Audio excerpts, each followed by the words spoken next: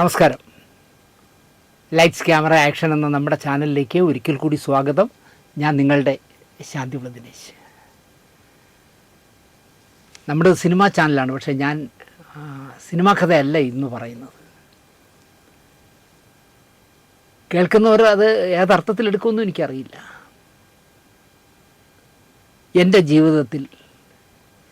ജീവിതത്തിൻ്റെ ഭാഗമായി എന്നോടൊപ്പം ജീവിച്ച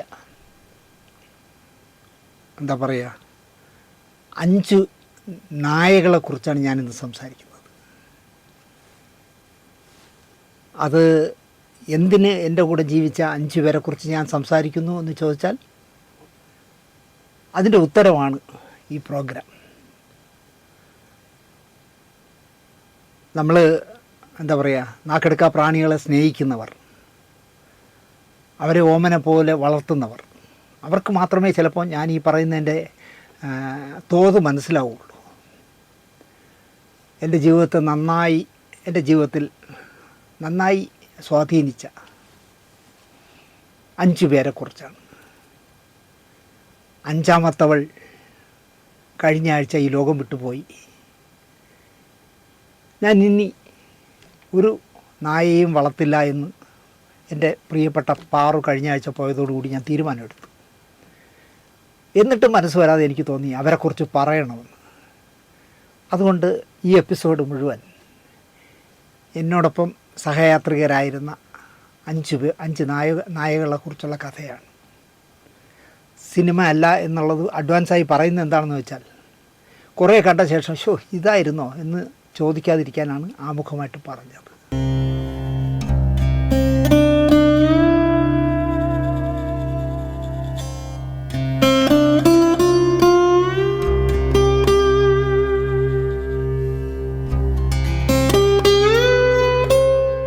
നമസ്കാരം. മരണം കാത്തു കിടക്കുക എന്നത് വേദനാജനകമായ ഒരു കാഴ്ചയാണ്. അത് മരിക്കാൻ കിടക്കുന്ന ആളിനും ബന്ധുക്കൾക്കും ദുഃഖം മാത്രമേ നൽകൂ. MDയുടെ ആൾക്കൂട്ടത്തിൽ തനിയെ എന്ന ഒരു സിനിമയുണ്ട്. IV ശശിയായിരുന്നു സംവിധാനം. മരണം കാത്തു കിടക്കുന്ന മാധവൻ മാസ്റ്ററുടെ കഥയാണ് ആൾക്കൂട്ടത്തിൽ തനിയെ. മരിക്കും മാസ്റ്റർ എന്ന് ഉറപ്പായപ്പോൾ പെട്ടെന്ന് ലീവെടുത്ത് വരുന്ന മക്കളും ബന്ധുക്കളും. കുട്ടിനാരായണൻ എന്ന ഒരു കൂട്ടിരിപ്പുകാരനുണ്ട്. അപ്പോൾ ഈ മാധവ മാസ്റ്ററായിട്ട് ബാലങ്കി നായരാണ്. കുട്ടിനാരായണൻ കുതിരോട്ടം പപ്പുവാണ്. അയാളാണ് കാവലിരിക്കുന്നത്. അതുപോലെ തന്നെ ആ സിനിമയിൽ എന്നെ സ്വാധീനിച്ച മാധവ മാസ്റ്ററുടെ പേരക്കുട്ടി രാജൻ എന്നാണ് നായകനായ മമ്മൂട്ടിയുടെ ക്യാരക്ടറുടെ പേര്. രാജൻ്റെ മകൻ ഒരു ബാബുമോനുണ്ട്.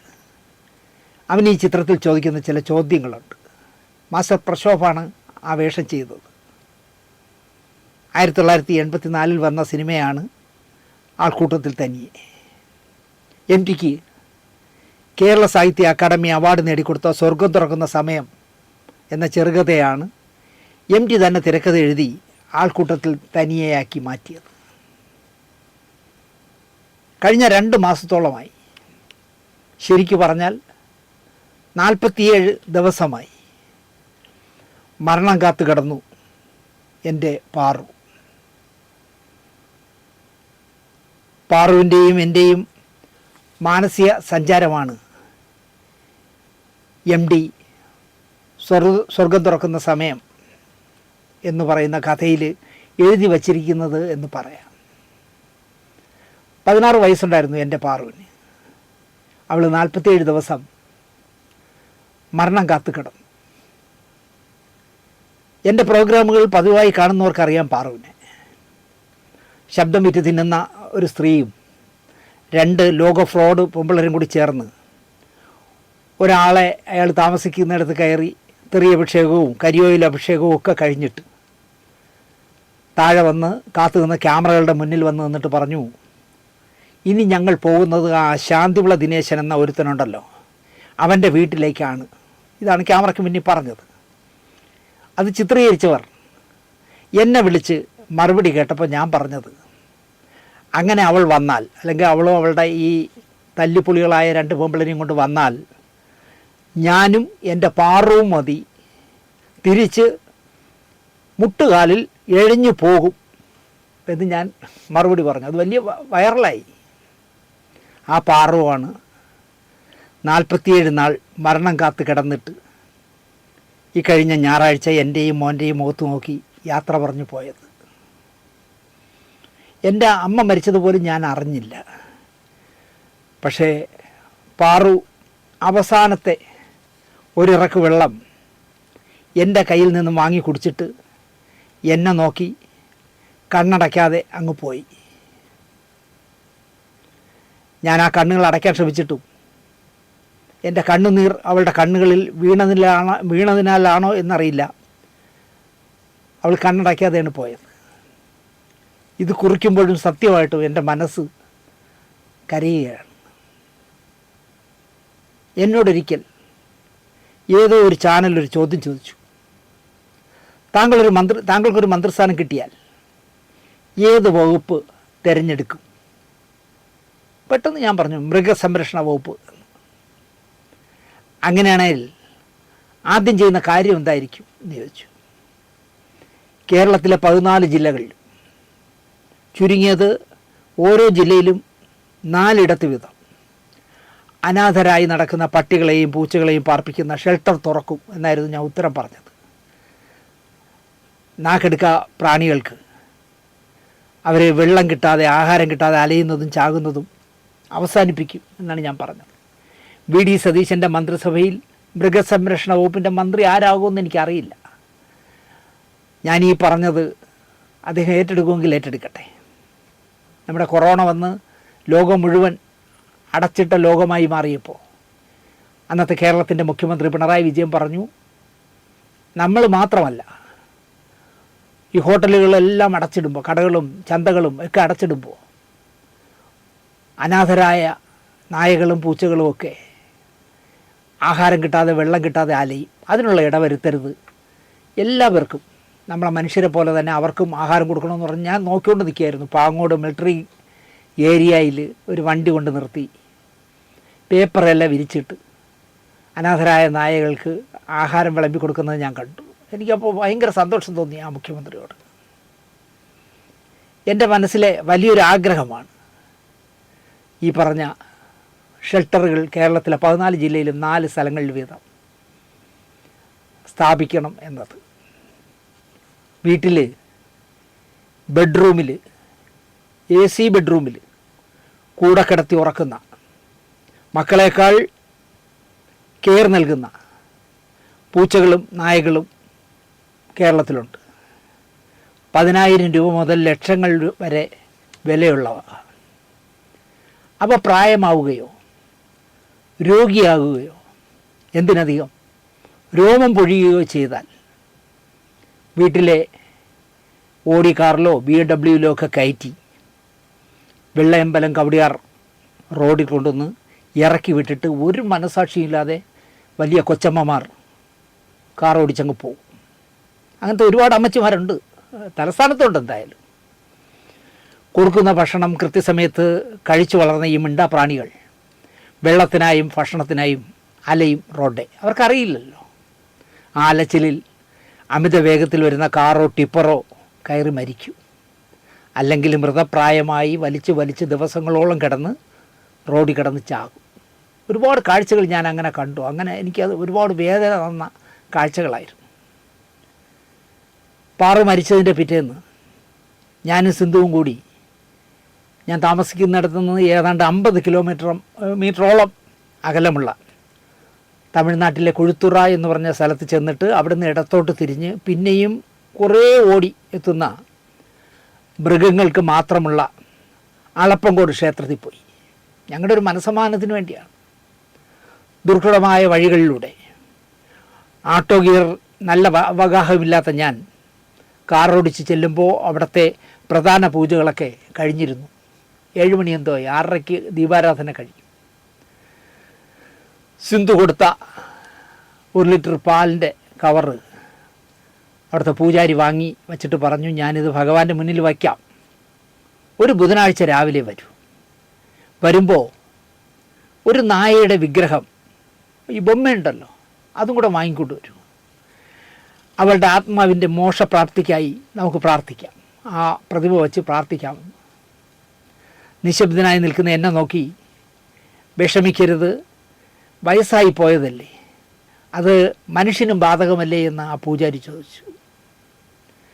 രാത്രി തിരികെ കാർ ഓടിക്കുമ്പോഴും അളപ്പങ്കോട് എന്ന മൃഗക്ഷേത്രത്തിൽ മതിലിൽ മുഴുവൻ നിരന്നിരിക്കുന്ന പശുക്കൾ, ആടുകൾ, പൂച്ചകൾ, നായകൾ, പിന്നെ അമ്പലത്തിൻ്റെ മുറ്റത്ത് അപ്പുറവും ഇപ്പുറമായിട്ട് 10 അടിയിലധികം പൊക്കമുള്ള നല്ല മനോഹരമായി ചെയ്ത 2 ആനകൾ ഒക്കെ ആയിരുന്നു എൻ്റെ മനസ്സ് നിറയെ.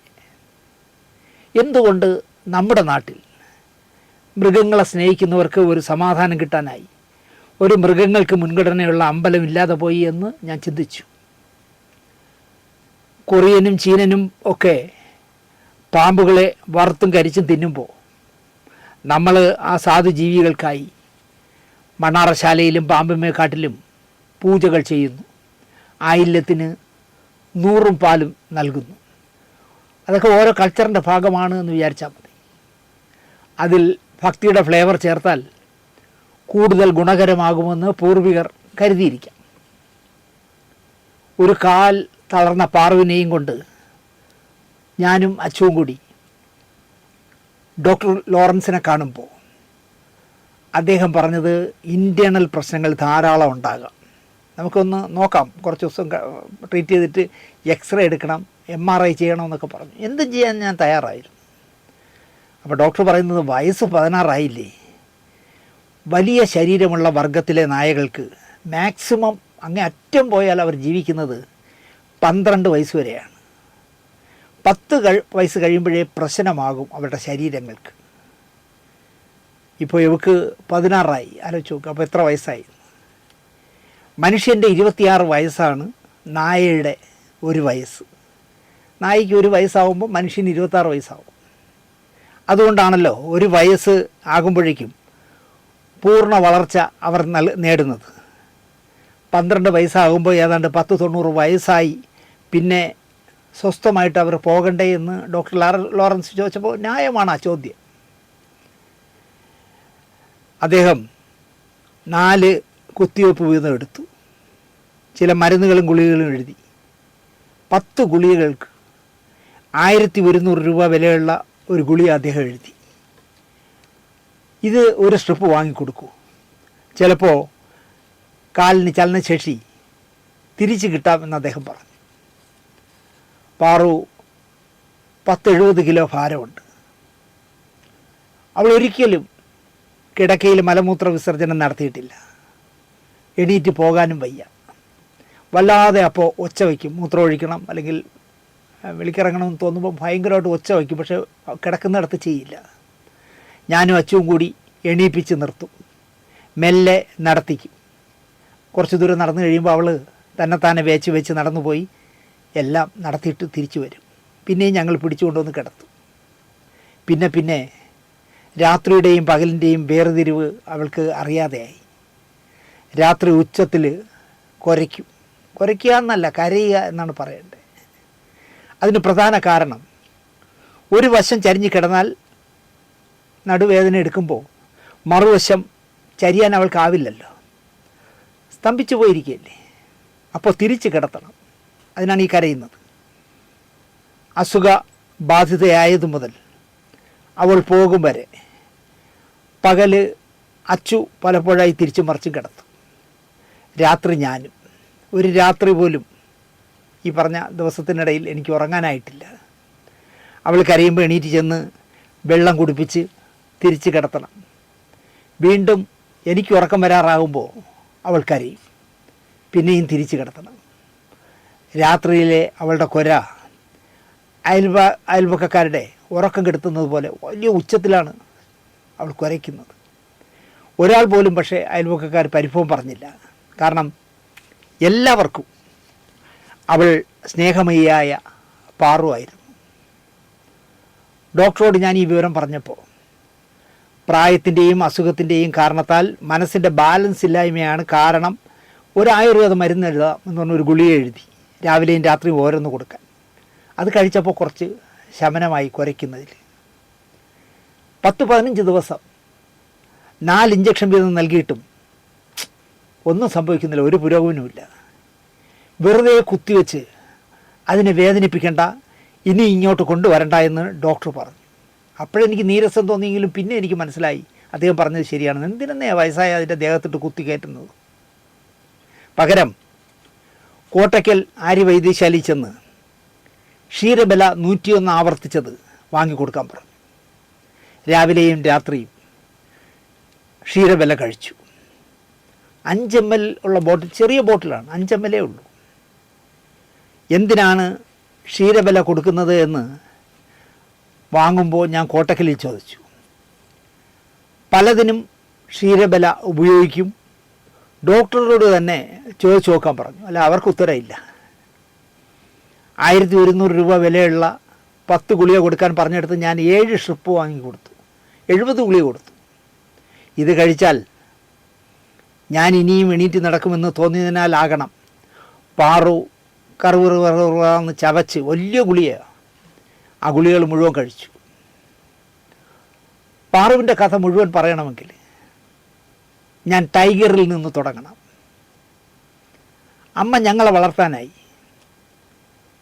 മലയിൽ നിന്ന്, കൂപ്പിൽ നിന്ന് ലോഡ് കണക്കിന് തടിയിറക്കി ആൾക്കാരെ നിർത്തി കീറി അടുക്കി അത് തൂക്കി വിൽക്കുന്ന വിറക് കച്ചവടം ഉണ്ടായിരുന്നു.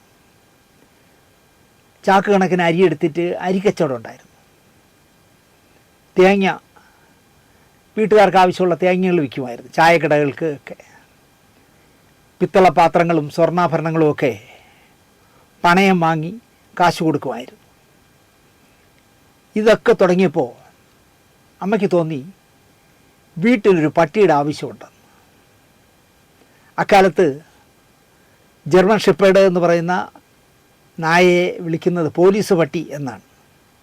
പോലീസുകാർ മണം പിടിച്ച് കുറ്റവാളികളെ പിടിക്കാൻ ഉപയോഗിക്കുന്ന നായ ആയതിനാലാകണം പോലീസ് പട്ടി എന്നതിനെ വിളിക്കുന്നത്. ടൈഗറിനെ എവിടെ നിന്ന് വാങ്ങിയെന്ന് എനിക്ക് ഓർമ്മയില്ല. ഞങ്ങളുടെ വെള്ളായണി ജംഗ്ഷനിലുള്ള ഒരു ഇറച്ചി വെട്ടുന്ന ഒരു കുന്തർ സാഹിബുണ്ട്. കുന്തർ സാഹിബ് ഒരു ചുമട് ഇറച്ചിയുടെ വേസ്റ്റ് കൊണ്ടു തരും. അത് വലിയൊരു ഉരുളിയിൽ അരി, വെളുത്തുള്ളി, മഞ്ഞൾ എന്നിവ ചേർത്ത് വേവിക്കും. ഉച്ചയ്ക്ക് ഒരു നേരം കൊണ്ട് തന്നെ ടൈഗർ അത്രയും തീർക്കുമായിരുന്നു. കുന്തർ സാഹിബ് ഇറച്ചി കൊണ്ടുവന്ന ദിവസങ്ങൾ അടുക്കളയുടെ വെളിയിലുള്ള ചുവരിൽ കരിക്കട്ട കൊണ്ട് എഴുതിയിട്ടിരുന്നത് വർഷങ്ങളോളം അവിടെ തന്നെ കിടന്നു. ഞങ്ങൾ ദാരിദ്ര്യവാസികളായപ്പോഴും ഈ ബോർഡ് ഞാൻ വായിക്കുമായിരുന്നു. രാവിലെ പാലും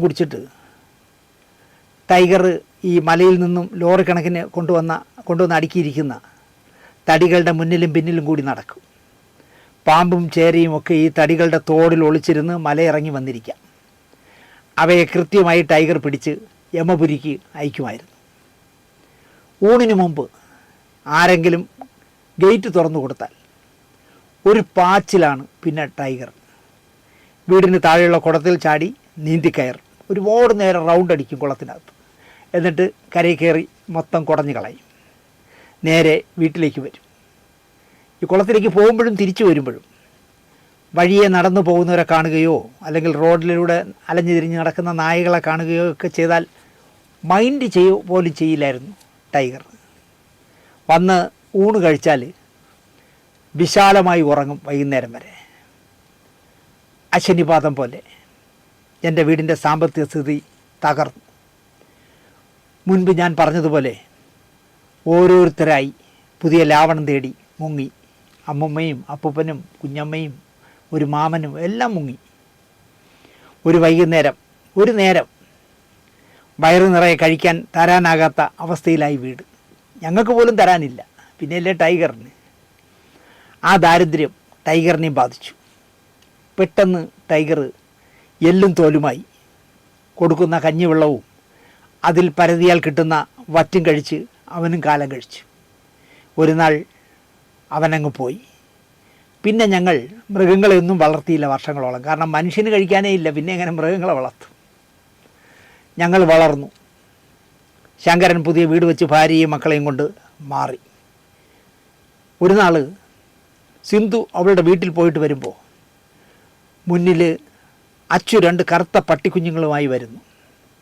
പൊമേറിയൻ ഇനത്തിൽപ്പെട്ട അമ്മയ്ക്ക് നാടൻ ഏതോ പട്ടിയിലുണ്ടായ കുട്ടികളാണ്, ക്രോസാണ്. സിന്ധുവിൻ്റെ അച്ഛൻ കൊടുത്തതാണ്, നിങ്ങൾ കൊണ്ടുപോയി വളർത്ത് എന്ന് പറഞ്ഞിട്ട് ആരോ അദ്ദേഹത്തിന് കൊടുത്തതാണ്. ഞാൻ എതിർപ്പൊന്നും പറഞ്ഞില്ല. ജൂലി എന്നും സോഫി എന്നും പേരിട്ടു 2 പേർക്കും. അവരുടെ ഭംഗി കണ്ട് ഞങ്ങളുടെ റെസിഡൻസ് അസോസിയേഷൻ പ്രസിഡൻറ്റ്, എടാ ഇതിൽ ഏതെങ്കിലും ഒന്ന് എനിക്ക് താടാ എന്ന് പറഞ്ഞ് ചോദിച്ചു. സോഫിയെ അയാൾക്ക് കൊടുത്തു. അയാൾ അതിനെ തുടരെ പ്രസവിപ്പിച്ച് കുഞ്ഞുങ്ങളെ വിറ്റ് കാശടിച്ചതല്ലാതെ സോഫിയുടെ ആരോഗ്യത്തിനൊന്നും ചെയ്തില്ല. കുറച്ച് നാൾ കഴിഞ്ഞപ്പോൾ സോഫി മരിച്ച വാർത്തയാണ് കേട്ടത്. പാവം, കൊടുക്കണ്ടായിരുന്നു എന്ന കുറ്റബോധം എന്നെ കുറേ നാൾ വേട്ടയാടി. ജൂലിക്കായൊരു വീട് കെട്ടി കോൺക്രീറ്റിൽ ഗില്ലൊക്കെ വെച്ച് വീട് പണിഞ്ഞപ്പോൾ ജൂലിക്ക് തന്നെ നാണക്കേടാകും വിധം അതൊരു വലിയ ഭവനമായിപ്പോയി. ഈ കൊച്ചു പൊമേറിയൻ ഈ വലിയ വീട്ടിലോ എന്നായി ചർച്ച.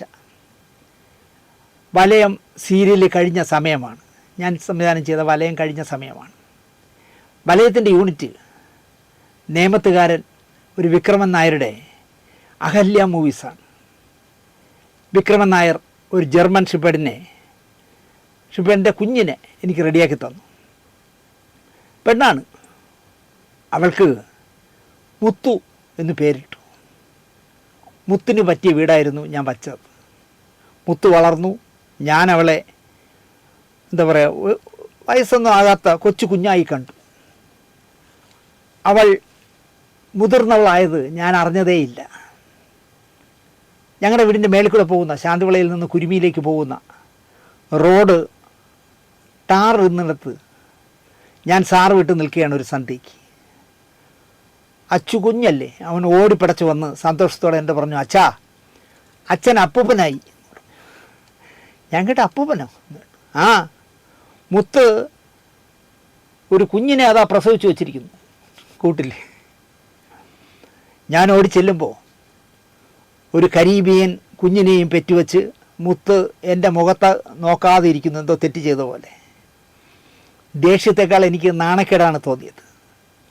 വഴിയെ പോയ ഏതോ ഒരുത്തൻ അതിക്രമിച്ച് കയറി ഒപ്പിച്ച പണിയാണ്. ഞാനെന്തു ചെയ്യാൻ, കിടക്കട്ടെ എന്ന് പറഞ്ഞ് വിട്ടു. പിറ്റേന്ന് രാവിലെ എനിക്ക് വേണാട് ട്രെയിൻ പിടിക്കണം കൊച്ചിക്ക് പോകാൻ. മാക്ടയുടെ എക്സിക്യൂട്ടീവാണ്. പോകുന്നതിന് മുമ്പ് മുത്തും അവിഹിത സന്തതിയും സുഖമായി കിടക്കുന്നോ എന്ന് നേരം വെളുത്തു വരുന്ന സമയത്ത് ആ വെളിച്ചത്തിൽ ഞാൻ ചെന്ന് നോക്കി. എൻ്റെ കണ്ണുകളെ ആദ്യമായി ഞാൻ വിശ്വസിക്കാതെ പോയി. പല നിറത്തിൽ 7 കുഞ്ഞുങ്ങൾ അവിടെ കിടക്കുന്നു കൂട്ടിൽ. രാത്രി ഒന്നേ ഉണ്ടുള്ളൂ, രാവിലെ ആയപ്പോൾ 7 കുഞ്ഞുങ്ങൾ പല നിറത്തിലായിട്ട് അവിടെ കിടക്കുന്നു. ഒന്നും പറയാതെ ഞാൻ എറണാകുളത്തേക്ക് പോയി. ആ യാത്രയിലൊക്കെ ഞാൻ ആലോചിച്ചത് ഈ 7 പേരെ ഞാൻ എന്ത് ചെയ്യും എന്നായിരുന്നു. പ്രസവം കഴിഞ്ഞ് ഒരാഴ്ച പിന്നിടുമ്പോൾ മുത്തിന് എന്തോ ഒരു രോഗലക്ഷണം. ആഹാരം കഴിക്കുന്നില്ല, വെള്ളം കുടിക്കുന്നില്ല, മഞ്ഞ കളറിൽ അപ്പോഴപ്പോഴായിട്ട് കക്കുന്നു, ഛർദ്ദിക്കുന്നു. തളർന്ന് അവൾ കിടക്കുമ്പോഴും പാലില്ലാത്ത മുലഞ്ഞെട്ടുകളിൽ 7 കുഞ്ഞുങ്ങൾ ചപ്പുന്നു. എന്നിട്ട് വിശന്ന് കരയുന്നു പാലില്ലാത്തതുകൊണ്ട്. നാൽക്കാലികളുടെ മെഡിക്കൽ കോളേജ് തലസ്ഥാനത്ത് PMGയിലാണ്. മുത്തിനെ ഒരു ആട്ടോയിൽ കയറ്റി ഞാൻ അവിടെ എത്തിച്ചു. ഒരു വിവരം കേട്ട ഡോക്ടർ അവൾക്ക് എന്തൊക്കെയോ മരുന്നുകൾ കുത്തിവെച്ചു. ആഹാരമൊന്നും കഴിക്കാത്ത അവൾ ഹൈ ഡോസ് മരുന്ന് കയറിയപ്പോൾ തല പൊന്താതെ കിടന്നു. ഞാൻ ചെന്ന് വിവരം പറഞ്ഞപ്പോൾ ആ ബോറൻ പാറുവിന് ട്രിപ്പിട്ടു, അല്ല ഈ മുത്തിന് ട്രിപ്പിട്ടു. പിന്നെ ഞാൻ അറിഞ്ഞത് ട്രിപ്പിട്ട് അതിലൂടെ മരുന്ന് കൊടുക്കണമായിരുന്നു. പാർവോ എന്ന അന്തരീക്ഷത്തിലൂടെയും ഭക്ഷണത്തിലൂടെയും പകരുന്ന രോഗമായിരുന്നു അവൾക്ക്. കുറേ മരുന്നുകൾ അയാൾ എഴുതി വിട്ടു. ആരോ പറഞ്ഞു കരിക്കിൻ വെള്ളം നല്ലതാണ്, അത് കൊടുക്കാൻ പറഞ്ഞു. സന്ധ്യ നേരത്ത് കരിക്കിൻ വെള്ളം എവിടെ കിട്ടാൻ? അന്നാണെങ്കിൽ എനിക്ക് സ്കൂട്ടറും കാറും ഒന്നുമില്ല. തെങ്ങിൽ കയറാൻ അറിയാത്ത ഞാൻ കരിക്കിന് വേണ്ടി, അല്ലെങ്കിൽ എൻ്റെ മുത്തിന് കരിക്കിന് വേണ്ടി സന്ധ്യയ്ക്ക് തെങ്ങിൽ വലിഞ്ഞ് കയറി. നെഞ്ചിലെ തൊലിയെല്ലാം ഉരിഞ്ഞു. പക്ഷേ എനിക്കത് വേദനയായിട്ടൊന്നും തോന്നിയില്ല. ഞാൻ തെങ്ങിൽ കയറുന്നതും കരിക്കിടുന്നതും ഒക്കെ എൻ്റെ മുത്ത് നോക്കിയിരുന്നു. കരിക്കും വെള്ളം കുടിച്ച് രാത്രിയിൽ എപ്പോഴോ അവൾ കണ്ണടച്ചു. കണ്ണു തുറക്കാത്ത, അതിനുള്ള പ്രായമാകാത്ത 7 കുഞ്ഞുങ്ങൾ. സിർലാക്ക് വാങ്ങി കഞ്ഞിവെള്ളത്തിൽ നിറപ്പിച്ച് കുപ്പിപ്പാലിൽ കൊടുത്ത് 7 എണ്ണത്തിനെയും വളർത്തി. 7 പേരെയും മാന്യമായി സൗജന്യമായി 7 പേർക്ക് കൊടുത്ത് ആ ചാപ്റ്റർ അവസാനിപ്പിച്ചു. വീണ്ടും ജൂലി തനിച്ചായി. മൂക്കുന്നിമലയുടെ താഴ്വാരത്തിൽ പോയി ഒരുത്തനെ വാങ്ങി. ജോണി എന്ന് പേരിട്ടു. ജർമ്മൻ ഷെപ്പേർഡാണ്. കുതിര പോലെ അവൻ വേഗം വളർന്നു. ഒരു സാധു. രൂപം കണ്ടാൽ ആരായാലും പേടിക്കും. പക്ഷേ സാധു പ്രകൃതമായിരുന്നു. ഒരു നാൾ ഇവർ രണ്ടുപേരും നന്നായിട്ട് വീട്ടിൽ കളിച്ച് ചിരിച്ച് വളരുന്നതിനിടയിൽ ഒരു നാൾ വയലിൽ പോയപ്പോൾ, എൻ്റെ പാടത്ത് പോയപ്പോൾ, ഏതോ ദ്രോഹി കണ്ണു തുറക്കാത്ത 2 കുഞ്ഞുങ്ങളെ വയലിൻ്റെ കരയിൽ കൊണ്ടിട്ടിരിക്കുന്നു. ആ വയലിൻ്റെ തൊട്ടടുത്തൊരു ചായക്കടയുണ്ട്. ഞാൻ അവിടെ ചെന്ന് ഒരു വെള്ളച്ചായ വാങ്ങിച്ചു. മിനറൽ വാട്ടർ കുപ്പി 2ആയിട്ട് കട്ട് ചെയ്ത് മുറിച്ച് അതിലൊഴിച്ച് തണുപ്പിച്ച് 2നും കൊടുത്തു വയറ് ഇറച്ചി. അപ്പോൾ ചായക്കടക്കാരൻ എൻ്റെ പറഞ്ഞു, അങ്ങനെയൊന്നും ഈ വഴി കിടക്കുന്ന പട്ടിയൊക്കെ ഒന്നും ചായയൊന്നും വാങ്ങിക്കൊടുക്കരുതേ, അവർ വളർന്നാൽ ഇവിടെ തലവേദനയാവും. കാരണം അവരിവിടെ തന്നെ പിന്നെ കയറി കിടക്കും. അങ്ങനെ കിടന്നാൽ എനിക്ക് ചായക്കടയിൽ ബുദ്ധിമുട്ടാണ്. ഞാൻ പറഞ്ഞു, നിങ്ങൾക്കും എനിക്കും ഈ ലോകത്ത് ജീവിക്കാനുള്ള സ്വാതന്ത്ര്യം പോലെ തന്നെ ഇവിടെ ജനിച്ചു വളരുന്ന പട്ടിക്കും പൂച്ചയ്ക്കും പശുവിനും ആടിനും എല്ലാം ജീവിക്കാനുള്ള അവകാശമുണ്ട്. നമ്മൾ പിന്നെ മനുഷ്യർ പോക്കറുകളായതുകൊണ്ട് പശുവിനെയും കാളയും ആടിനെയൊക്കെ വെട്ടി തിന്നുന്നു. പക്ഷേ അവർക്കും ഈ ലോകത്ത് അവകാശമുണ്ടെന്നൊക്കെ പറഞ്ഞ് ഞാൻ ചായക്കടക്കാരനോട് കയറി ഉടക്കി. വൈകുന്നേരം ഇവർക്ക് വീണ്ടും പാലും വെള്ളം വാങ്ങിക്കൊടുക്കാനുള്ള പണം എൻ്റെ വയലിൽ ജോലി ചെയ്യുന്ന പണിക്കാരനെ ഏൽപ്പിച്ചിട്ട് ഞാൻ മടങ്ങി. അന്ന് രാത്രി കോരിച്ചെരിയുന്ന മഴ. കണ്ണു തുറക്കാത്ത വയലിൻ്റെ വരമ്പിൽ കിടക്കുന്ന ആ 2 കുഞ്ഞുങ്ങളെ ഓർത്ത് ഞാൻ ഉറങ്ങാതെ കിടന്നു. നേരം വെളുത്തു വന്നപ്പോൾ വണ്ടിയെടുത്ത് വയലിൽ ചെന്നു. പോകണ്ടായിരുന്നു എന്ന് പിന്നെ തോന്നി. ആ കാഴ്ച എനിക്കിപ്പോഴും മറക്കാൻ കഴിയില്ല. 10-20 വർഷമായെങ്കിലും എനിക്കത് മറക്കാൻ പറ്റുന്നില്ല. 2 പേരിൽ ഒരാൾ വെള്ളം പോകുന്ന ചാലിൽ വീണ് വെള്ളം കുടിച്ച് വയറ് ചീർത്ത് മരിച്ചു കിടക്കുന്നു. 2ാമൻ കൂടെയുള്ളവനെ തപ്പി കരയുന്നു. ഒപ്പം മഴ നനഞ്ഞ് രാത്രി മുഴുവൻ മഴ നനഞ്ഞ് എൻ്റെ വിറയലും. ഞാനൊന്നും ആലോചിച്ചില്ല. അതിനെ എടുത്ത് വണ്ടിയിൽ വെച്ച് വീട്ടിലെത്തി. അന്ന് അമ്മയാണ് വീട്ടിലെ അവസാന വാക്ക്. അമ്മ, ഈ സാധു കണ്ണു തുറന്ന് ആഹാരം കഴിക്കാറാവുമ്പോൾ ചന്തയിലോ മറ്റോ ഞാൻ കൊണ്ടാക്കാം. അതുവരെ അതിവിടെ കിടക്കട്ടമ്മ. അമ്മ മറുപടിയൊന്നും പറഞ്ഞില്ല. ഒരു സാധു അല്ലേ, കിടക്കട്ടെ എന്ന് ഞാൻ പറഞ്ഞപ്പോൾ അമ്മ മറുപടിയൊന്നും പറഞ്ഞില്ല. ഇവിടെ അതിശയം എന്താണെന്ന് ചോദിച്ചാൽ, കൊടുക്കുന്ന പാല് കുടിക്കും, ഉറങ്ങും. മൂത്രമൊഴിക്കണം അല്ലെങ്കിൽ വെളിക്കിറങ്ങണം എന്ന് തോന്നിയാൽ ഈ കുഞ്ഞ് ഓടി മുറ്റത്തേക്ക് പോകും. അവിടെ പോയി മൂത്രമൊക്കെ ഒഴിച്ചിട്ട് തിരിച്ചു വരും. ഈ കാഴ്ച അമ്മയ്ക്ക് ഭയങ്കര ഇഷ്ടമായി. ഒരു പ്രാവശ്യം പോലും വീട്ടിനകത്ത് മൂത്രം ഒഴിച്ചില്ല. 2 പേരില്ലേ, കൂടെ എവളും കിടക്കട്ടെ എന്ന് അമ്മ പ്രഖ്യാപിച്ചു. അച്ചു അവൾക്ക് വാവ എന്ന് പേരിട്ടു. 3 കൂടി വളർന്നു. ആകെ ഒരു കുഴപ്പമേ ഉള്ളൂ, കണ്ണ് തെറ്റിയാൽ നാടൻ നായയുടെ സ്വഭാവം വാവ കാണിക്കും. മതിൽ ചാടിപ്പക്കളെ 1-2 ദിവസം കഴിഞ്ഞ് വിശന്ന് ഒരു കോലമായി വന്ന് ഗേറ്റിന് മുന്നിൽ ഇങ്ങനെ ആക്കിക്കൊണ്ട് കിടക്കും. ഗേറ്റ് തുറന്ന് ഒരക്ഷരം പറയാതെ ഞാൻ നിൽക്കും. വാലും ചുരുട്ടി നിശബ്ദമായി ഓടി കൂട്ടിക്കയറും. എന്നിട്ട് ഒരു പാത്രം വെള്ളമൊക്കെ കുടിക്കണമെന്നും കാണാൻ വെള്ളം കിട്ടാതെ നടന്നിട്ടാണ് വന്നേക്കണേ. ഞാൻ പതുക്കെ വീട്ടിനകത്ത് കയറി ബെൽറ്റോ ചോറിലോ എടുത്തുകൊണ്ട് വന്നിട്ട് പൊതിര തല്ലുമായിരുന്നു. ഒരക്ഷരം കുരയ്ക്കേയില്ല. അത്രയും അടിയും വാങ്ങിച്ചു പിടിക്കുമായിരുന്നു. ബാവയ്ക്ക് കിട്ടുന്ന തല്ലിൻ്റെ എക്സ്പ്രഷൻ മുഴുവൻ പാവം അൽസേഷ്യൻ എന്ന് പറയുന്ന ജോണിയുടെ മുഖത്താണ്. അവൻ പേടിച്ചിരിക്കും. അയ്യോ, ഇയാൾ ഇത്രയും ക്രൂരനാണോ എന്നുള്ള രീതിയിൽ. വീട്ടിൽ ആദ്യം വന്നയാൾ എന്ന ചെറിയ ജാടയുള്ള ആളായിരുന്നു ജൂലി. വീട്ടിനുള്ളിൽ കയറാൻ പെർമിഷനുള്ള ആളും ജൂലിയായിരുന്നു. വീട്ടിൽ പിരിവിനോ പാർട്ടി കാര്യം സംസാരിക്കാനോ എന്തിനെങ്കിലുമൊക്കെ ഒരു 4-5 പേർ വന്നു എന്ന് കരുതുക. വരൂ, ഇരിക്കൂ എന്ന് ഞാൻ പറയുന്നത് കേട്ടാൽ മതി, ജൂലി ചാടി ഒരു കസേരയിൽ കയറിയെങ്കിരിക്കും. മിക്കവാറും വന്നവരിൽ ഒരാളിനെങ്കിലും നിൽക്കേണ്ടി വരും. കാരണം ഒരു സീറ്റിൽ അവൾ അവകാശം പോലെ ഇറങ്ങിയിരുന്നളെ. അവർ പിരിവ് വാങ്ങിപ്പോയി കഴിയുമ്പോൾ ജൂലി ഒന്നും അറിയാത്ത പോലെ ഇറങ്ങി നടക്കും പുറത്തേക്ക്. വരുന്നവർക്കും ഒരു അതിശയമായിരുന്നു, ഈ കസേരക്കറി പറ കാര്യങ്ങൾ പറ കേൾക്കട്ടെ എന്നുള്ള രീതിയിൽ ജൂലി ഇരിക്കണമെന്ന് കാണാം. ഇങ്ങനെ 3 പേർ സസുഖം വാഴുമ്പോഴാണ് ഒരു കാര്യം അറിയുന്നത്. അച്ചുവിൻ്റെ കൂടെ പഠിക്കുന്ന ഒരു പെൺകുട്ടിയുടെ വീട്ടിൽ ഒരു ലാബ് 6 കുഞ്ഞുങ്ങളെ പ്രസവിച്ചു. 6 നല്ല കറുപ്പന്മാർ. കൂട്ടുകാരിയുടെ അമ്മ, അച്ചുവിൻ്റെ കൂട്ടുകാരിയുടെ അമ്മ സിന്ധുവിൻ്റെയും കൂട്ടുകാരിയാണ്. അച്ചുവിൻ്റെ നിർബന്ധത്തിൽ ആ കുഞ്ഞുങ്ങളെ കാണാൻ ഞാനും സിന്ധുവുമായിട്ട് പോയി. അവിടെ കണ്ട കാഴ്ച, 5 കുഞ്ഞുങ്ങൾ പാലൊക്കെ കുടിച്ച് സുഖമായി ഉറങ്ങുന്നു. ഒരുത്തൻ മാത്രം ആ കൂട്ടിൽ കറങ്ങി നടക്കുന്നു. അവൻ്റെ കഴുത്തിൽ ഒരു ചുവന്ന റിബണും കെട്ടിയിട്ടുണ്ട്. കാര്യം ചോദിച്ചപ്പോഴാണ് അറിയുന്നത്, 5 പേർ കുടിക്കുന്ന പാല് ഇവൾ ഒറ്റയ്ക്ക് കുടിക്കും, മറ്റുള്ളവരെ കുടിക്കാൻ സമ്മതിക്കുകയില്ല.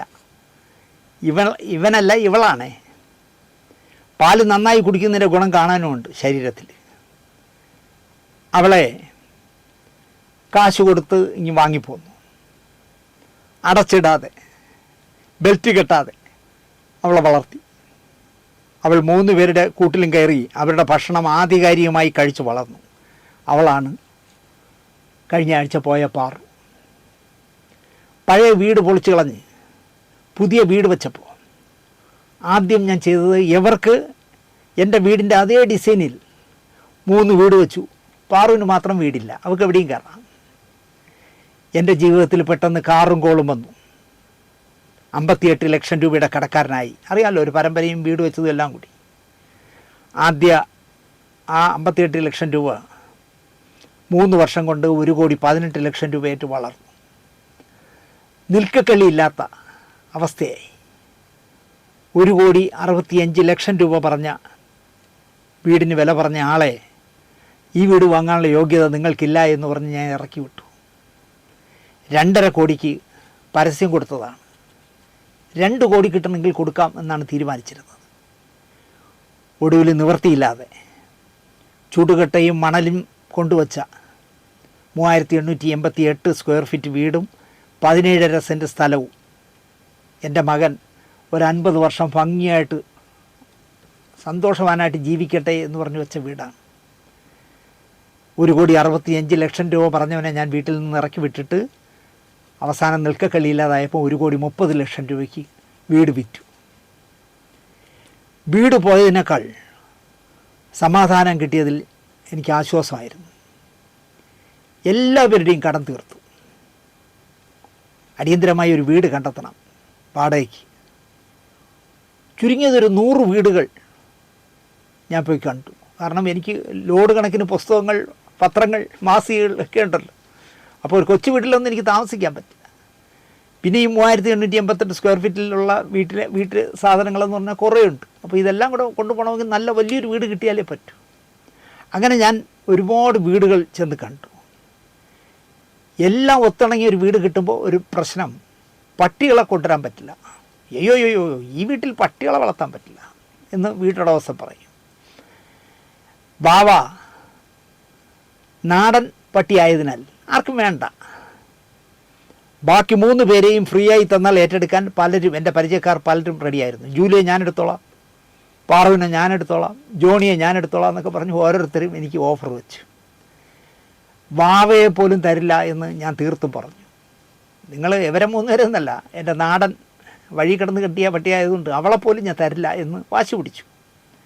ഒടുവിൽ വട്ടിയൂർക്കാവിൽ തിട്ടമംഗലത്ത് നെടുമുടി വേണു ചേട്ടൻ്റെ വീടിൻ്റെ 6ാമത്തെ വീട് വാടകയ്ക്ക് കിട്ടി. ആ വാടക വീട്ടിൽ 40,000 രൂപ മുടക്കി. നിങ്ങൾ വിശ്വസിക്കുമോ എന്ന് എനിക്കറിയില്ല. 40,000 രൂപ മുടക്കി 3 പേർക്ക് താമസിക്കാനായി തറയോടൊക്കെ പാകി. കാരണം സിമൻ്റൊക്കെ ഇട്ടാൽ മുടിയൊക്കെ പൊഴിയും, ശരീരത്തിന് കേടാണ്. തറയോടൊക്കെ പാകി നല്ല ഗ്രില്ലുകളുണ്ടാക്കി, പരസ്പരം അപ്പുറത്തും നോക്കി കാണാം. അങ്ങനെ നടുക്കൂടെ ജയിൽ പോലെ ഗ്രില്ലൊക്കെ ഉണ്ടാക്കി, മേളിൽ മേൽക്കൂരയൊക്കെ ഉണ്ടാക്കി വീട് വെച്ചു. അവിടെയും പാറു കറങ്ങി നടന്നു. പാറുവിന് വീടില്ല. ശാന്തിവിളയിലെ സ്വന്തം വീടിനേക്കാൾ മതിൽ ചാടാൻ എളുപ്പമായതിനാൽ പാറു അവസരം കിട്ടിയപ്പോഴൊക്കെ മതിൽ ചാടി എൻ്റെ നിന്ന് അടിയും നന്നായിട്ട് വാങ്ങി. അങ്ങനെ അവസാനം ഞാനൊരു തീരുമാനം എടുത്തു, അവളെ കൂട്ടിനകത്ത് മാത്രം ഇടണ്ട, കൂട്ടിനകത്ത് പോലും ചങ്ങലയിൽ കിടക്കട്ടെ എന്ന് തീരുമാനിച്ചു. അപ്പോൾ ഓടാക്കൂല്ല, ആഹാരം കൊടുക്കാനൊക്കെ ചങ്ങല ഇട്ടിട്ടുണ്ട്. കൂട് തുറന്നാലും അവൾ ഓടില്ല. മൂത്രം ഒഴിക്കാനൊക്കെ ആണെങ്കിൽ പുറത്തിറങ്ങാൻ, അല്ലെങ്കിൽ അവിടെ ഒഴിച്ചാലും കുഴപ്പമൊന്നുമില്ല. ഒരു നാൾ രാവിലെ കാണുന്ന കാഴ്ച, വാവ ചങ്ങലയോടെ കൂട്ടിൽ നിലത്തൊട്ടി, കണ്ണ് നീല കളറായി തുറന്നു വച്ച്, നാക്ക് ആ തറയോട് പാകിയിരിക്കുന്നതിൽ ഒട്ടിപ്പിടിച്ച് കിടക്കുന്നു. ജൂലിയും ജോണിയും കൂട്ടിൽ എരിപിരി കൊണ്ട് നടക്കുന്നു. ഈ കാഴ്ച കണ്ടിട്ട് ഗ്യാസ് ഫോമായതായിരിക്കുമെന്ന് കരുതി കയ്യിലുള്ള മരുന്നെടുത്ത് വായിലൊഴിക്കാനായി തലയെ പിടിച്ച് ഉയർത്തിയപ്പോഴാണ് ഞാൻ അറിയുന്നത് വാവ പോയി. വിവരം ഞാൻ ഡോക്ടറെ വിളിച്ച് പറഞ്ഞപ്പോൾ അദ്ദേഹം പറഞ്ഞു, ഉറപ്പായിട്ടും ഇത് അസുഖം കൊണ്ടായിരിക്കില്ല, വിഷം തീണ്ടിയതായിരിക്കും, വല്ല പാമ്പോ വല്ലതും കൊത്തിയതായിരിക്കും, വീടിൻ്റെ പരിസരത്ത് തപ്പാൻ പറഞ്ഞു. ചുറ്റിനും പരതുമ്പോൾ വീടിൻ്റെ പിന്നാമ്പുറത്ത് 6 അടിയിലധികം നീളമുള്ള, ഇത്ര വണ്ണമുണ്ട്, 6 അടിയിലധികം നീളമുള്ള ഒരു മൂർഖൻ പാമ്പ് ചത്തുമലച്ച് പിടച്ച് കിടക്കുന്നു. കൂട്ടുകാരെ അത് പാറു ചെയ്ത പണിയാണെന്ന് പിന്നെയാണ് മനസ്സിലായത്. കൂട്ടുകാരെ കാണിക്കാനായിട്ട് പാറു ഈ മൂർഖനെ കടിച്ചു പിടിച്ച് കൊണ്ടുവരുമ്പോൾ തുറന്ന കൂട്ടിൽ ചങ്ങലയിൽ കിടക്കുന്ന വാവയെ മൂർഖൻ ദേഷ്യമെല്ലാം തീർക്കാനായി കൊത്തിയിരിക്കാം. ആ കാഴ്ച, അങ്ങനെ വാവയെ കൊത്തുന്ന കാഴ്ച പാറുവിനെ ഉഗ്രകോപിയാക്കിയിരിക്കാം. അവൾ മൂർഖനെ തീർത്തിരിക്കാം. അങ്ങനെ വാവ പോയി. മൂർഖൻ കിടന്നോണം കാണാൻ ചത്തുമലച്ച്, തൊടിയൻ കണ്ടാൽ തന്നെ പേടിയാവുമായിരുന്നു. 4 പേരിൽ മിതമായി ഭക്ഷണം കഴിക്കുകയും എന്തെങ്കിലും അസ്ഖിത തോന്നിയാൽ 2 നാൾ ഒന്നും കഴിക്കാതെ ആരോഗ്യം വീണ്ടെടുക്കുന്ന പ്രകൃതക്കാരിയായിരുന്നു ജൂലി. 18 വയസ്സുവരെ ജീവിച്ച ജൂലിയെ ഡോക്ടർ ലോറൻസിന് പോലും അതിശയമായിരുന്നു. 2 നാൾ നിശബ്ദയായി കിടന്നിട്ട് അവൾ പോയി, കസേരയിലിരുന്ന് പോയി. എവിടെയോ ഞങ്ങൾ പോയി തിരിച്ചു വരുമ്പോൾ ജോണി പതിവില്ലാതെ മുറ്റത്ത് കിടക്കുന്നു. കണ്ണുകൾ വല്ലാതെ തുറച്ചിരിക്കുന്നു. ശ്വാസത്തിനായി കൊതിക്കുന്നത് പോലെ വായ വേഗം വേഗം അടയ്ക്കുന്നു, തുറക്കുന്നു. എത്ര ശ്രമിച്ചിട്ടും അവ എണീക്കുന്നില്ല. കാറിൽ കയറ്റി ലോറൻസ് ഡോക്ടറെ വീട്ടിലെത്തിച്ചു. സ്ട്രോക്ക് വന്നതാണ്. അന്ന് അദ്ദേഹം സർക്കാർ ഡോക്ടറാണ്. പിണറായിയുടെ പശുക്കളെയും ലോക്നാഥ് ബെഹ്റയുടെ പട്ടികളെയും ഒക്കെ ചികിത്സിക്കുന്ന ഡോക്ടറാണ് ലോറൻസ്. വീട്ടിൽ നല്ല തിരക്കുമാണ്. ഡ്യൂട്ടിക്കാണെങ്കിൽ അദ്ദേഹം ഒരു ദിവസം പോലും മുടക്കില്ല, കൃത്യമായി പോകും. പോലീസ് നായകളെയും കുതിരകളെയും ഒക്കെ നോക്കണം. രാവിലെ ജോണിയുമായി ചെന്നാൽ ട്രിപ്പിലൂടെ മരുന്ന് നൽകിയിട്ട് അദ്ദേഹം ഡ്യൂട്ടിക്ക് പോകും. ട്രിപ്പ് തീരുമ്പോൾ സൂചിയൊക്കെ സ്വയം ഊരാൻ അച്ഛനെ പഠിപ്പിച്ചു. രാത്രി ഒരു 10 മണി കഴിഞ്ഞ് വീണ്ടും ചെല്ലും. ട്രിപ്പിട്ട് ഒരു 12 മണി വരെ കഥകൾ പറഞ്ഞിരിക്കും ഞങ്ങൾ. 38 ദിവസം ജോണി കിടന്നത് എൻ്റെ ഐട്ടൺ കാറിലായിരുന്നു എന്ന് പറയാം. അതായിരുന്നു അവളുടെ കിടപ്പ് മുറി. 38ാം ദിവസം ജോണി പോയി. ഈ 38 ദിവസം ട്രീറ്റ് ചെയ്തിട്ടും 1 രൂപ പോലും അദ്ദേഹം പ്രതിഫലം വാങ്ങിയില്ല. മരുന്നിൻ്റെ പൈസ പോലും അദ്ദേഹം വാങ്ങിയില്ല. പകരം അദ്ദേഹം പറഞ്ഞത്, വേറെ ആരായാലും ഇഞ്ചക്റ്റ് ചെയ്ത് ആ സാധുവിനെ കൊല്ലും, ഇല്ലെങ്കിൽ വഴിയിലെവിടെയെങ്കിലും കൊണ്ട് തള്ളും. താങ്കൾ നന്നായി ജോണിയെ നോക്കിയെന്ന് കാണുമ്പോഴൊക്കെ ഡോക്ടർ ലോറൻസ് പിന്നെയും എന്നെ കാണുമ്പോൾ പറയുമായിരുന്നു. മരിക്കുമ്പോൾ ജോണിക്ക് 10 വയസ്സ് കഴിഞ്ഞിരുന്നു. വലിയ ശരീരമുള്ളവരുടെ വയസ്സാണത്. പട്ടൂർക്കാവിലെ വാടക വീട്ടിൽ നിന്നും 4 വീടുകളിലേക്ക് പിന്നെയും മാറിയപ്പോഴും പാറു മാത്രം ഞങ്ങളോടൊപ്പം വന്നു. ഇവർക്കായി പണിത കൂട് പൊളിച്ചെടുത്തോളാൻ വീട്ടുടമ പറഞ്ഞിട്ടും ഞാൻ ആ 40,000 ഇവിടേക്ക് കൂട് പൊളിച്ചില്ല. പുതിയ ആരെങ്കിലും അവിടെ സസുഖം വാഴട്ടെ എന്ന് പറഞ്ഞിട്ട് പോന്നു. ഇപ്പോഴും ഞാൻ അതിലെ പോകുമ്പോൾ എൻ്റെ വാവയും എൻ്റെ ജോണിയും എൻ്റെ ജൂലിയും കിടന്ന ആ കൂടിനെ നോക്കിപ്പോവും ഞാൻ അതിൽ. എൻ്റെ ഉയർച്ച താഴ്ചകളൊക്കെ കണ്ട ആളായിരുന്നു പാറു. ഗേറ്റ് തുറന്നിട്ടാൽ പോലും ഞങ്ങളിൽ ആരെങ്കിലും പുറത്തിറങ്ങുന്നില്ല എങ്കിൽ അവളും പുറത്തിറങ്ങില്ല. ഞങ്ങൾ കഴിക്കുന്നത് എന്തും പാറവും കഴിക്കും. മുറുക്കൊക്കെ കറുപുറ കടിച്ച് ചവച്ച് തിന്നുന്ന കാഴ്ച കാണാൻ രസകരമാണ്. ഏത് കയ്പുള്ള മരുന്നും ടോണിക്കും ഗുളികയും ആസ്വദിച്ച് കഴിക്കും. കറുത്ത ശരീരമായതിനാൽ ചൂട് സഹിക്കാനാവില്ല. തളർന്ന് കിടക്കുമ്പോൾ പോലും കിടന്നുകൊണ്ട് കുളിക്കുമായിരുന്നു. നനഞ്ഞ തുണി കൊണ്ട് ദേഹം തുടയ്ക്കുമ്പോൾ സ്നേഹത്തോടെ അവൾ വാലാട്ടുന്നത് കാണണമായിരുന്നു. സങ്കടവും ദേഷ്യവും വരുമ്പോൾ നിനക്കിനി പൊയ്ക്കൂടെ എന്ന് ഞാൻ പലവട്ടം പാറുവിനോട് ചോദിച്ചു. അർത്ഥം മനസ്സിലാക്കിയിട്ടാകണം കണ്മ വെട്ടാതെ എന്നെ നോക്കി കിടക്കുമായിരുന്നു പാറു. ഞാൻ പോണോ എന്നുള്ള രീതിയിൽ. ക്ഷീരബല 101 ആവർത്തി വാങ്ങിക്കാൻ പതിവായി ചെന്നപ്പോൾ കോട്ടക്കലിലുള്ളവർക്ക് അതിശയം. ഒരു നായയ്ക്ക് 5 ml 125 രൂപ വിലയുള്ള കുപ്പി ഇത്രയും നിങ്ങൾ വാങ്ങിയോ എന്ന ഒരു അതിശയം. ഞാൻ 2 ദിവസം 3 ദിവസം കൂടുമ്പോൾ ചെല്ലയില്ലേ 2-3 കുപ്പി വാങ്ങാൻ. 1200 രൂപ വിലയുള്ള ടാബ്ലറ്റ് പതിവായി വാങ്ങിയപ്പോൾ ആ കട നടത്തുന്ന PMGയിൽ കട നടത്തുന്ന ആ ചെറുപ്പക്കാരന് ഒരു മനസ്സിനൊരു പ്രയാസം. അവനത് 1100 എന്നുള്ളത് പിന്നെ 980 രൂപയാക്കി കുറച്ച് തന്നു. ഉറപ്പായും പാറു എണീക്കും. സ്വന്തം ആവശ്യങ്ങൾക്കായി നടക്കാനെങ്കിലും അവൾ എണീക്കുമെന്ന് ഞാൻ ആശിച്ചു. എല്ലാം നശിപ്പിച്ച് പാറു പോയി. ഞാൻ മേളിൽ ഇരുന്ന് എഴുതിക്കൊണ്ടിരിക്കുമ്പോൾ ഒരു പ്രത്യേക ശബ്ദത്തിൽ കരയുന്നു. ഞാൻ ഇറങ്ങുന്ന വഴിക്ക് തന്നെ അച്ചുവിൻ്റെ ബെഡ്റൂമിൽ നോക്കി അച്ചു ഇറങ്ങി വാ എന്ന് പറഞ്ഞ് വിളിച്ചു. അവൻ ചോദിച്ചു എന്താ വെച്ചാൽ? ഞാൻ പറഞ്ഞു വാ പാറു കരയണം, നമുക്ക് വെള്ളം കൊടുക്കാമെന്ന് പറഞ്ഞു. താഴെ ഇറങ്ങി വന്നിട്ട് ഞാൻ ചോദിച്ചു ദാഹിക്കുന്നോ എന്ന് കേട്ടിട്ട് ഞാൻ പോയി ഗ്ലൂക്കോസ് വെള്ളത്തിൽ കലക്കി എടുത്തോണ്ടൊന്ന് അച്ചു തല ഉയർത്തി പിടിച്ചു തന്നു. ഞാനിത് വെച്ചു കൊടുത്തു. അവൾ 2 ഇറക്കിയിട്ട് എന്നോടും അച്ഛനെയും മാറി മാറി നോക്കി. എന്നിട്ട് താങ്ക്സ് പറയുന്ന പോലെ ഇങ്ങനെ തലയൊന്ന് മുന്നോട്ടാഞ്ഞിട്ട് അങ്ങ് വീണു. അപ്പോൾ തീർന്നു. ആദ്യമായിട്ടാണ് ഞാനൊരു മരണം നേരിക്കാണുന്നത്. പാറു മരിച്ച ശേഷം എൻ്റെ വീട്ടിലെ TV ഞാൻ ഇന്ന് വരെ ഓൺ ചെയ്തിട്ടില്ല. എന്തെണ്ണ TV വയ്ക്കാത്തതെന്ന് സിന്ധു കേട്ടിട്ടില്ല. കാരണം സിന്ധുവിന് ഏറ്റവും കൂടുതൽ തലവേദന ഉണ്ടാക്കുന്നത് ഞാൻ TV വയ്ക്കുന്നതാണ്. ഞാൻ ശബ്ദം കൂട്ടിയേ കേൾക്കും. അപ്പോൾ ഈ രാഷ്ട്രീയം പറയുന്ന വാർത്തയൊക്കെ കണ്ടുകൊണ്ടിരിക്കുമ്പോൾ സിന്ധുവിനങ്ങ് തലവേദന എടുക്കും. ആണ് ഈ TV എടുത്ത് മേളിൽ കൊണ്ടുപോകും കേട്ടോ, നിങ്ങൾ അവിടെ വെച്ച് കാണും, ഇതെന്താ ബഹളം എന്നൊക്കെ പറയുമായിരുന്നു. പക്ഷേ കഴിഞ്ഞ 7-8 ദിവസമായിട്ട് എൻ്റെ വീട്ടിലെ TV അനങ്ങിയിട്ടില്ല.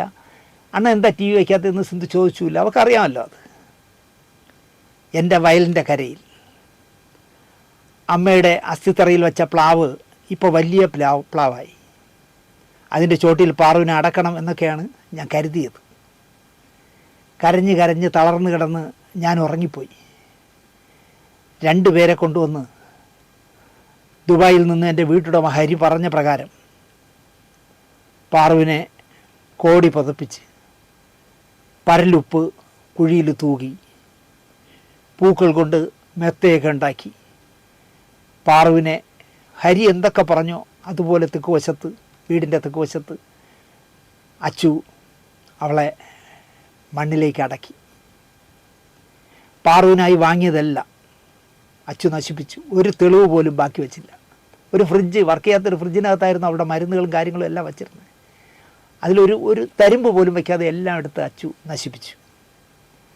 ഞാൻ ഉറങ്ങി എണീക്കുമ്പോൾ പാറു എന്നൊരുവൾ 16 വർഷം എന്നോടൊപ്പം ഉണ്ടായിരുന്നതായി പോലും ഓർക്കാനാവാത്ത വിധം എല്ലാം ക്ലീനാക്കി.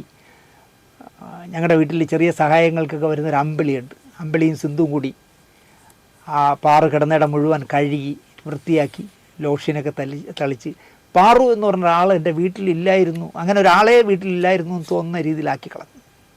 പക്ഷേ എൻ്റെ മനസ്സിലുള്ള ചിരപ്രതിഷ്ഠ നേടിയ എൻ്റെ പാറുവിനെ എത്ര കാലം കഴിഞ്ഞാലും ഞാൻ മറക്കില്ല എന്നാണ് എൻ്റെ വിശ്വാസം. അപ്പോൾ ഞാനൊരു തീരുമാനമെടുത്തു. ഇനി ഒരിക്കലും സ്നേഹിക്കാൻ മാത്രം അറിയാവുന്ന ഒരു മൃഗങ്ങളെയും ഇനിയുള്ള ജീവിതത്തിൽ ഞാൻ വളർത്തില്ല. കാരണം അത്രയും വേദന തന്നിട്ടാണ് ഇവരൊക്കെ പോകുന്നത്. നന്ദി, നമസ്കാരം.